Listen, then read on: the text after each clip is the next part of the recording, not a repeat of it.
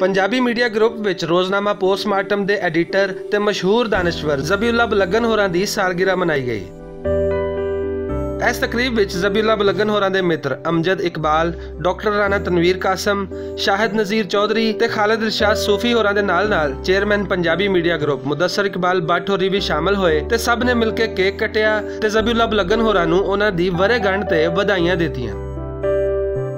इस मौके ते आए तमाम दोस्तां ने ज़बीउल्लाह बलगन होरां लई अपनी अपनी नेक ख्वाहिशात का इजहार भी किया। अज की तकरीब एक मिल बैठन का मैं समझना कि बड़ा अच्छा खूबसूरत जरिया बनी और इस तकरीब दे विच या इस बैठक जी गुफ्तगू हुई वो भी रवायत तो थोड़ी जी हट के सी। इस तकरीब का एहतमाम जिस तरह के सारे ने दसिया कि मुदस्सर इकबाल भट्ट साहब ने किया और कैसर शरीफ साहब ने वो पूरा उन्होंने साथ सी और ये मौका सी जनाब ज़बीउल्लाह बलगन साहब की सालगिरह का। तो ये तिन्ने चीज़ां मिल के मैं समझना कि एक बड़ा अच्छा बड़ा खूबसूरत गुलदस्ता एक बनया। अज दियाँ ये कड़ियाँ बड़ियां ही खुशियां ते मुहब्बत वालियां गुजरियां ने।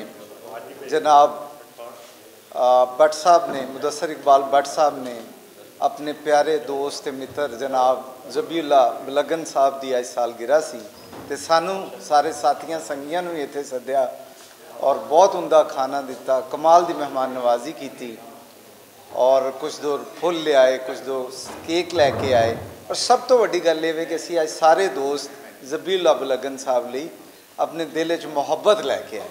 बहुत शुक्रिया तमाम दोस्तों का। मैं बहुत ही इज्जत महसूस कर रहा कि अज बड़ी हंगामी जी दावत से मेरे तमाम ऐसे दोस्त तशरीफ़ ले आए जोड़े मेरे बहुत ही काबिल एहतराम ने और काबिल इज़्ज़त ने। और मैं तो हमेशा कहना होना कि दानिश्वरां की खिदमत करना एक स्वाब का अमल है।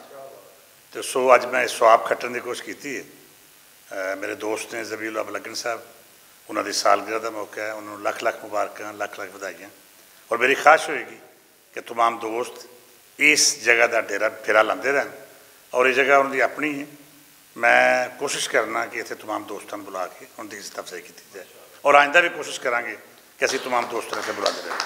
बहुत शुक्रिया। आखिर ते ज़बीउल्लाह बलगन होरां ने भी अपने दोस्तों को अपनी जिंदगी का सरमाया आखदियां होया उन्हां दे साथ की दस्तयाबी नूं बड़ी वड्डी नेमत आख्या। जिस तरह साडे दोस्त जिहड़े अज दी इस बैठक के शरीक ने उन्होंने मैं खाकसार के हवाले नाल जिस मुहब्बत का इजहार किया है ये मुतल्लक मैं उर्दू का एक शेर कहांगा कि मंजिलों की बात छोड़ो किसने पाई मंजिलें, मंजिलों की बात छोड़ो किसने पाई मंजिलें, एक सफ़र अच्छा लगा एक हम सफ़र अच्छा लगा।